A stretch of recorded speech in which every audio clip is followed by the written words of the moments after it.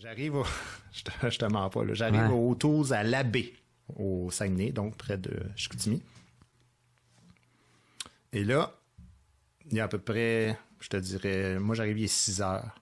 Il y a à peu près 12 personnes qui mangent, mais genre étalées sur 5 tables, là, tu vois, genre, ils sont 2, là, 3, là, tout ça. Puis là, moi, le show est à 9 heures.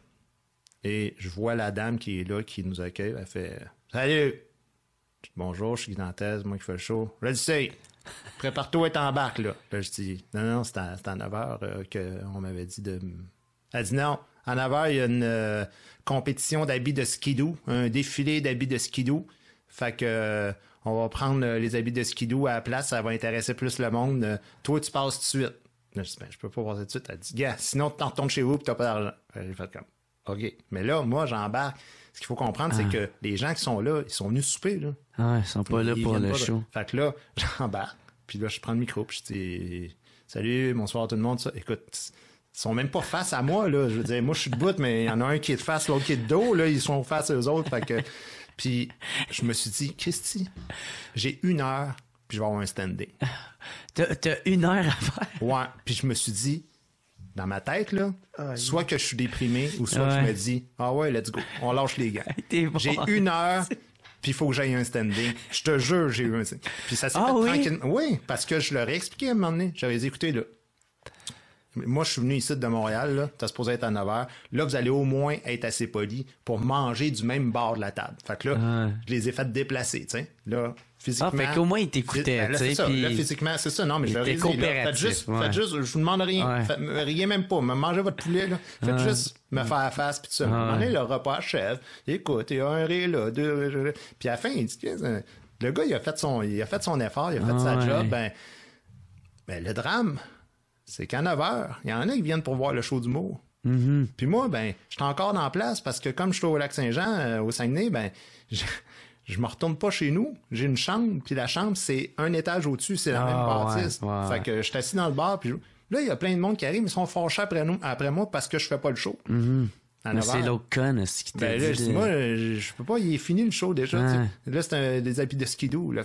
Ben, t'es bien assis, hein? Le monde commence à m'engueuler. Fait que je suis parti me coucher dans ma chambre. C'est un peu absurde, tu sais. Fait que c'est toutes des affaires de même que c'est sûr que quand tu t'es fait raconter, c'est un peu n'importe quoi. Puis je suis d'accord que c'est pas les circonstances idéales. Si on m'appelait aujourd'hui pour faire ça, forcément, je ferais pas ça. Mais t'as plus besoin de faire non, ça. Mais ce que je veux dire, c'est il y a quand même quelque chose de bon à tirer de ça.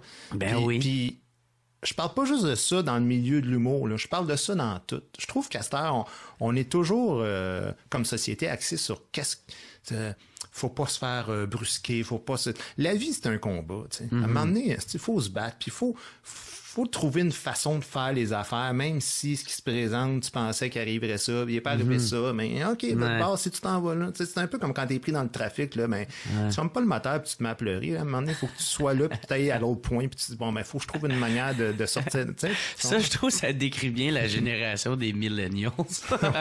Non, mais, bon, on peut pas mettre tout le monde dans le même panier, mais chose certaine, c'est que des fois, je trouve qu'on manque d'équilibre entre, moi, je veux bien là qu'il y ait plus de souffrance et d'intimidation de X, Y, Z, mais aussi, il faut que tu apprennes, mettons, à ton enfant, si tes parents, que ça arrive aussi dans la vie des fois de se faire dire des niaiseries et tout ça.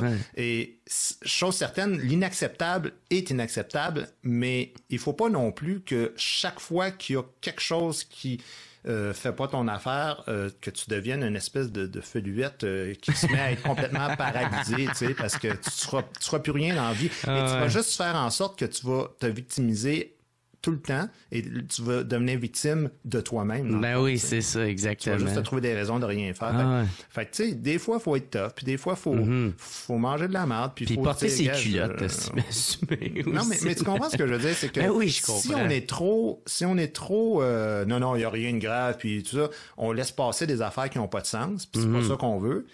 Mais si à chaque fois que je fais juste te dire, hey, ton coat jeans, ils en font-tu pour les hommes, là? Mais là, tu te mets à pleurer, puis tu t'en vas au droit de la liberté. Ça a fait du monde. Ça n'a pas de sens.